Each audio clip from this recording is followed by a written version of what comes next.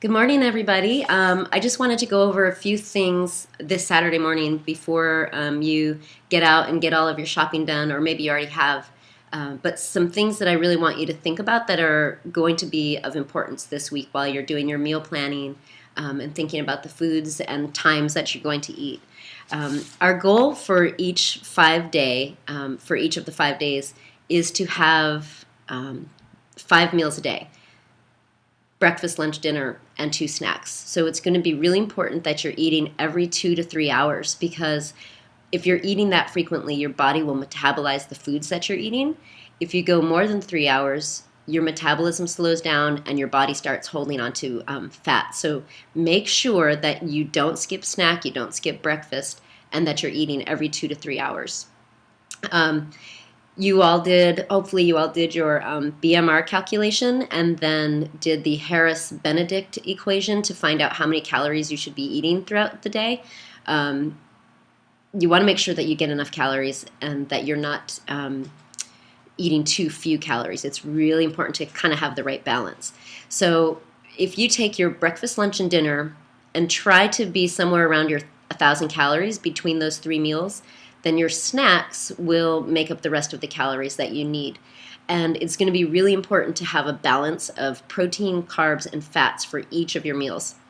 Nancy had a really great question about juicing, which is incredible. Juicing is great because it gives you a big whammy whack of nutrients and vitamins and minerals that are really, really important for you to have.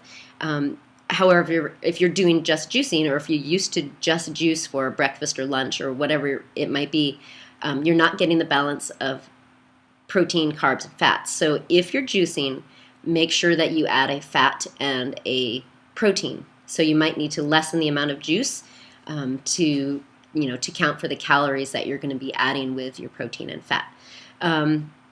So I wanted to go over the importance of the protein, carbs, and fats. Protein is going to help us build and maintain muscle. It helps us repair muscle, bones, and tissue. Muscle is incredibly important for our bodies, and that's a whole nother story.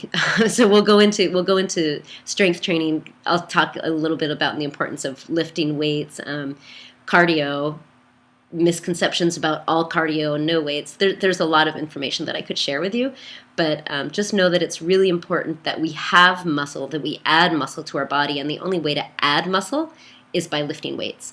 When you increase your lean muscle, muscle will burn fat, and muscle will burn more calories. So it's important to have, to turn that fat into muscle. And we need that protein to repair our muscle and restore our muscle. Few different ways of getting protein: obviously beef, chicken, fish, nuts, beans. Beef, if you're buying beef, really consider going with grass-fed beef. I know it's more expensive, but grass-fed beef, the cows tend to be smaller. They eat whenever they want to. They get lots of exercise, and they tend to be lower in cholesterol and lower in fat. Avoid at all costs corn-fed aged beef. The corn-fed cows are going to be fatter. They have that marbling, which tastes really good and yummy and delicious, but they're packed, loaded with cholesterol and fat. So avoid corn-fed. Go with grass-fed cow. Chicken and eggs should be free range. Your eggs could be omega-3, the added omega-3s to your eggs, but make sure they're free range. Organic is best. Fish should be wild-caught fish, and if you don't have the accessibility to get wild-caught fish, depending on what time of year it is, you can do a farm-raised fish, but avoid pond-raised fish. Carbohydrates are probably one of the most important factors to weight loss, weight gain. There's good carbs, bad carbs, and the amount and times when you eat carbs are going to be really important. So a couple of things to think about with carbs. So what happens when you eat carbs is they convert into sugar and they go into our bloodstream. So there's high glycemic and low glycemic carbs. High glycemic carbs break down quickly. So sugar, if you're putting sugar in your coffee, cakes, white flour, white pasta, white rice, all of those things break down very, very fast. and enter your bloodstream. So then we have these spikes and these dips, and that's actually when weight gain happens, and it affects our energy and more than likely our mood. So when you're thinking about carbs, healthy carbs are things that are like fruits that are more high fiber, apples and pears, excuse me, vegetables, whole grains, legumes, low-fat dairy. You want to avoid fat-free, and I'll talk about that in a minute, but low-fat dairy is okay, and beans. So those are all low glycemic, which means they take a long time to break down, takes a longer time for that to enter your bloodstream, and your energy will be more balanced throughout the day. You want to avoid the cookies, the rice, the pasta. If you're going to do something with pasta, do a whole grain pasta. Soda, juice, cookies. I think that pretty much covers it. But those carbohydrates break down very quickly and will cause those crashes, and then you're automatically going to want to go to something, another kind of unhealthy carb that's going to bring you back up, make you feel better, and then you crash again, and it just creates this cycle that just keeps going. So really look for those low glycemic carbs. Fats are really, really important to our diet. Oftentimes people think, if I eat fat, I'm going to get fat. And so fat-free foods came out, and that actually causes a huge problem.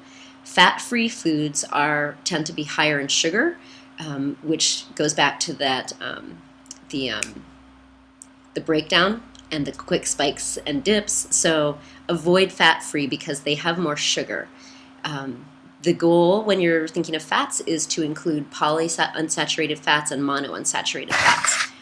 That will prevent clogging your arteries. So fish, olive oils, nuts, avocados are great, and seeds. I actually just use avocado on my toast instead of butter. But fat is really important. It's going to make you feel full. It makes our food taste good. It prevents the entry of sugar into your bloodstream, so it slows that down. So you really need to get the fat. As far as liquids, water is of utmost importance. As you know, 6 to 8 ounces, 6 to 8 ounce glasses a day. It's always been the rule. Another way to look at it is half of your weight in ounces. So if you weighed 100 pounds, you need to drink 50 ounces of water. Water will help absorb vitamins and minerals. It flushes your body of toxins. It's excuse me. It's good for your skin, curbs your appetite. If you are dehydrated, you won't burn fat as effectively, and it's good for your digestion. So you should be drinking 30 minutes before your meal. It will help you feel a little more full. 6 to 8 ounces a day. No sugar. If you're drinking coffee, you can, and you tend to sweeten it, you can use stevia, but avoid the cream. You might use milk or almond milk if you're used to cream and sugar in your coffee. So just no sugar. With your water, you can drink seltzer water. You can add lemon, lime to it. Alicia posted on the group here, was it lime and cucumber? And go back and look at the post that Alicia sent out. But it's a detoxing drink. So a gallon of water with a certain amount of key lime and cucumber, I think it was. So check out that post and maybe consider adding that every day. So just have a plan. Know when you're going to be eating. Drink before a meal. I have a hard time drinking water, so I keep, a big jug of water beside me, and I sometimes just kind of make a game so that I know that I'm going to drink this whole thing before I get up to go to the bathroom. And when I get up to go to the bathroom, I'm going to refill this up again, set it down with me, and then I have it ready to go again. So make a game out of it if you have to. Challenge yourself to drink your water, at a certain time, or if you have a hard time with that. Don't skip your snacks. Gosh, I feel like I have so much more that I want to share, but it's another 9 minutes of information for you, and I don't want to take up too much time. So I'll have plenty of information throughout the week. If you're looking for certain goals, I know Jennifer, my sister-in-law, is concerned about cholesterol, high cholesterol, so I'll be talking about some of the ways that you might be able to help lower cholesterol without medication. If diabetes is a concern, we can talk about that. So if you have a specific concern, let me know, and we can share that information, okay? So as always, if you have a question, let us know, leave a comment. If somebody else makes a comment, just share and acknowledge that you have seen what they've said. It's nice to really feel a part of this group by communicating with each other and not just with me. So let's have a great week. I'll have more information for you tomorrow or Monday. So let's do this. Let's be strong. Make a good commitment. 5 days. That's all you have to worry about right now. We'll see how you feel at the end of the week. All right. Take care, you guys.